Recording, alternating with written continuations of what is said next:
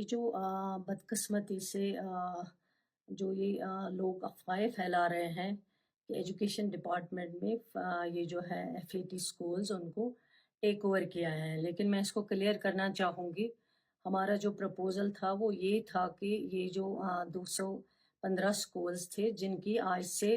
6 سال پہلے CID verification negative تھی، اور اس لیے ان اسکولز کو لاوارث چھوڑا گیا ہے۔ بار بار بچے آتے تھے، لوگ آتے تھے، اور یہ بچے جب ان کا بورڈ ایگزام ہوتا تھا اس ٹائم ان کو بہت دقت آ جاتی تھی۔ ان کو کوئی فارم جو ہے وہ بھرنے کے لیے تیار نہیں ہوتا تھا، اور بورڈ ان کو لینے کے لیے تیار نہیں ہوتا تھا۔ ایجوکیشن ڈپارٹمنٹ نے پھر ایک فیصلہ کیا تھا کہ ان کے لیے جو ہے نیئرسٹ پرنسپل جو ہے وہ فی الحال لک آفٹر کرے گا ان سکولز کا، جن میں 51,000 کچھ بچے جو ہیں ان سکولز کے اندر پڑھ رہے ہیں۔ بچے بھی وہی رہیں گے، ٹیچرز بھی وہی رہیں گے،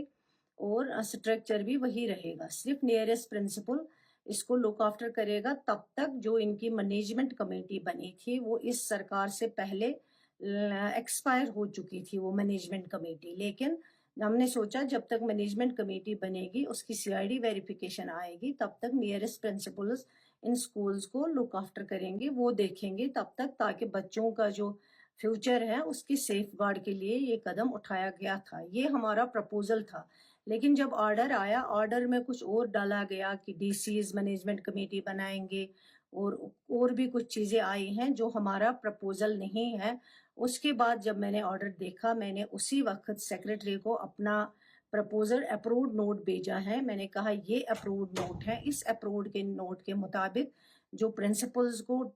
لک آفٹر کرنے کے لیے کہا گیا تھا، اور 3 مہینے کے بعد اس آرڈر کو ریویو کرنے کے لیے بھی اس پرپوزل میں لکھا گیا تھا، تب تک مینجمنٹ کمیٹی بنائی جاتی اور مینجمنٹ کمیٹی ویریفیکیشن کے لیے جاتی، اور پھر یہ سکولز جو ہیں واپس ان کے ہاتھ میں دیے جاتے۔ صرف پرنسپلز تب تک لک آفٹر کرتے جو نیئرسٹ ہے، لیکن آرڈر میں جو DCs کچھ اور چیزیں مینشن کی گئی لک آفٹر، وہ ہمارا ٹیک اوور وہ ایجوکیشن ڈپارٹمنٹ کا ایز منسٹر میں کہتی ہوں سکینہ ایتو کا پرپوزل نہیں ہے۔ میں نے جو اپنا اپروڈ پرپوزل ہے وہ میں نے اسی وقت سیکرٹری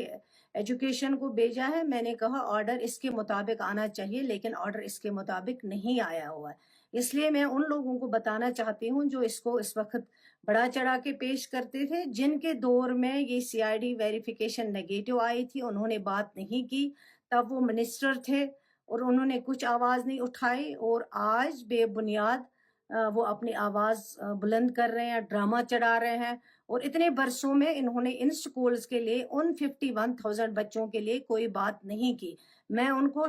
شیم کہنا چاہتی ہوں، جنہوں نے کہا ہے کہ سرکار کے لیے شیم ہے، یہ ان کے لیے شیم ہے جن کی وجہ سے آج یہ حالات ہمیں دیکھنے پڑ رہے ہیں۔ شکریہ۔